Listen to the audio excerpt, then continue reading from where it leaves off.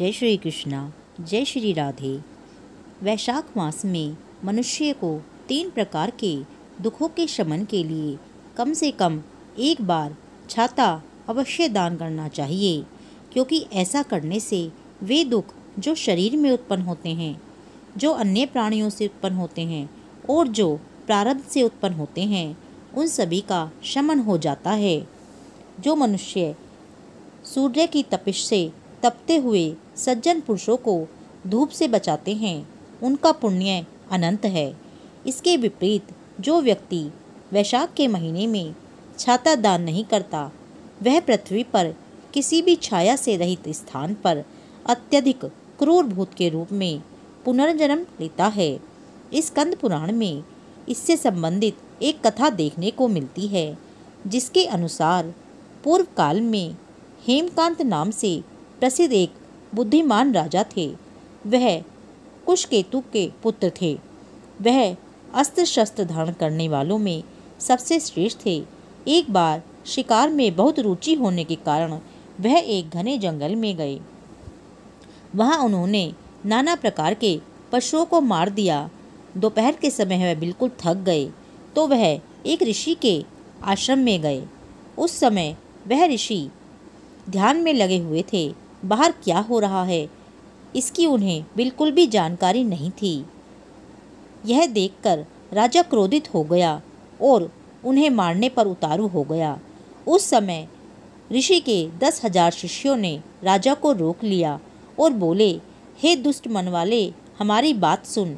हमारे गुरु ध्यान में लगे हुए हैं। बाहर क्या होता है उन्हें कुछ भी पता नहीं चलता, अतः तुम्हें क्रोधित होना शोभा नहीं देता।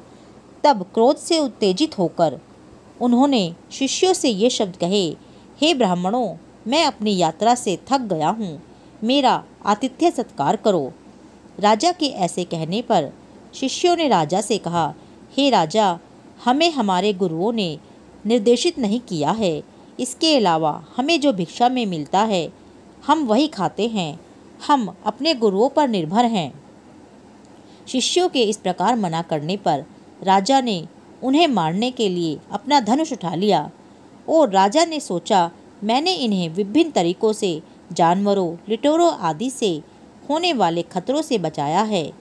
मैंने इन्हें मौद्रिक उपहार भी दिए हैं और आज ये मुझे सिखाने की कोशिश कर रहे हैं। ये अत्यंत कृतघ्न और घमंडी हैं। यदि मैं इन्हें मार भी दूं तो मेरी कोई हानि नहीं है। इस प्रकार क्रोधित होकर राजा ने अपने धनुष से बाण छोड़ना शुरू कर दिया। जब शिष्य भागने लगे तो राजा ने उनका पीछा किया और इस प्रकार राजा ने लगभग 300 शिष्यों को मार डाला। अब भयभीत होकर बाकी शिष्य आश्रम छोड़कर तेजी से भाग गए, किंतु दुष्ट मानसिकता वाले सैनिकों ने आश्रम में रखी विभिन्न वस्तुओं को बलपूर्वक जब्त कर लिया और उन्हें खा गए। स्वयं राजा भी यही कार्य करने लगा। इसके बाद दिन के अंत होने पर राजा अपनी सेना सहित नगर में लौट आए।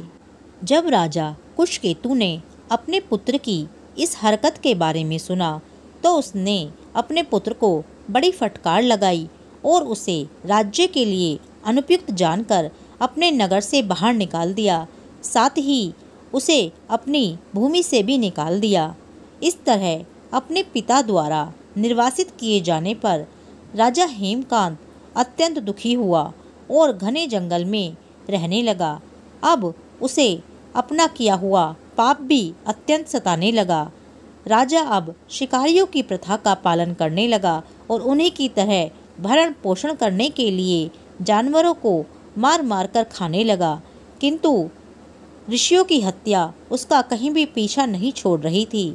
वह सदैव व्याकुल रहता था। इस प्रकार उस दुराचारी को 28 वर्ष व्यतीत हो गए।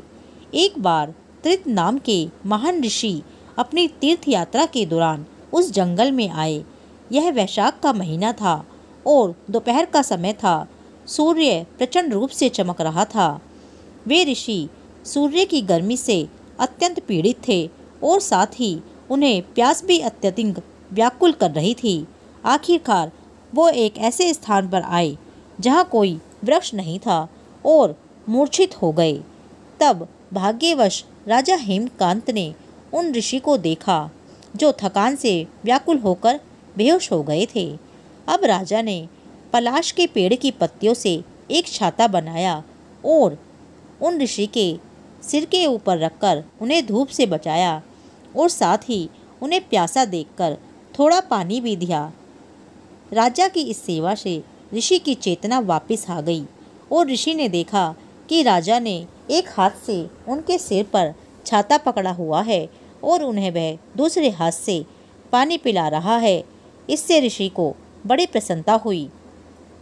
अब ऋषि थकान से भी उबर गए और राजा को अनेकानेक आशीर्वाद देकर आगे की ओर चल दिए। ऋषि की सेवा करके राजा भी अपने मन में अत्यधिक प्रसन्न हुआ, किंतु कुछ ही दिनों बाद राजा को पेचिश हो गई, जिससे उसे मृत्यु तुल्य दुख सताने लगा। मृत्यु पीड़ा से व्याकुल होकर उसने 3 प्राणियों को देखा जो अत्यंत भयानक थे। वे यम के दूत थे जो उसमें भय पैदा कर रहे थे। किंतु तभी भगवान विष्णु ने अपने मंत्री विश्वक्सेन से कहा, तुम जल्दी जाओ और यम के दूतों को रोको, हेमकांत की रक्षा करो जो वैशाख से संबंधित पवित्र अनुष्ठान कर रहा है। तुम उसके नगर में जाओ और मेरे इस भक्त को पापों से मुक्त करके इसके पिता को सौंप दो।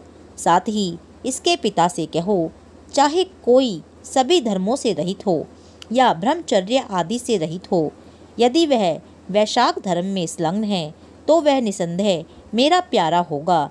यद्यपि उनके पुत्र ने घोर अपराध किए थे, फिर भी उसने ऋषि को बचाया है और उसने वैशाख महीने में छाते का दान किया है, इसीलिए वह अपने पापों से मुक्त हो गया है। इसमें कोई संदेह नहीं है।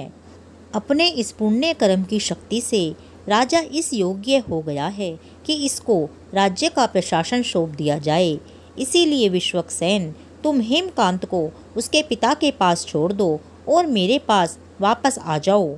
भगवान द्वारा इस प्रकार आदेश दिए जाने पर महाबली विश्वक्सेन हेमकांत के पास आए और यम के दूतों को रोका। जब विश्वक्सेन ने अपने शुभ हाथों से राजा के अंगों को छुआ तो भगवान के भक्त के संपर्क की शक्ति से वह एक पल में सभी बीमारियों से मुक्त हो गया। अब विश्वक्सेन राजा को लेकर उनके नगर को गए, जहाँ पर राजा के पिता उन्हें देखकर अत्यंत आश्चर्यचकित हो गए। तब विश्वक्सेन ने राजा को सारी बातें बताई और कहा कि भगवान विष्णु की आज्ञा है कि अब राजा को उनके राज्य को सौंप दिया जाए। यह सुनकर कुशकेतु ने अपने पुत्र को राज्य में स्थापित कर दिया। अब राजा हेमकांत ने वैशाख से संबंधित सभी पवित्र अनुष्ठान किए, जिससे उसका अत्यंत कल्याण होगा। वह हर वर्ष उन पवित्र संस्कारों को करता था। वह ब्राह्मणों का संरक्षक बन गया और सदाचार के मार्ग का सख्ती से पालन करता था। उसने सभी इंद्रियों और मन को अपने वश में कर लिया था। वह सभी प्राणियों पर दयालु था। वह सारी समृद्धि से फला फूला। वह पुत्रों पोत्रों आदि से घिरा हुआ था और सभी सांसारिक सुखों को भोग कर अंत में विष्णु लोक को प्राप्त हुआ।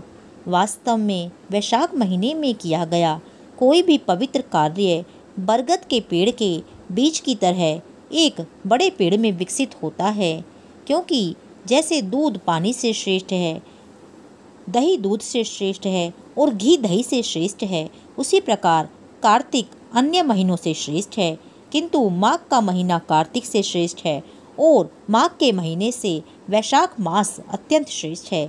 इसीलिए वैशाख में कोई न कोई पुण्य कर्म अवश्य ही करते रहना चाहिए। जय श्री कृष्णा, जय श्री राधे।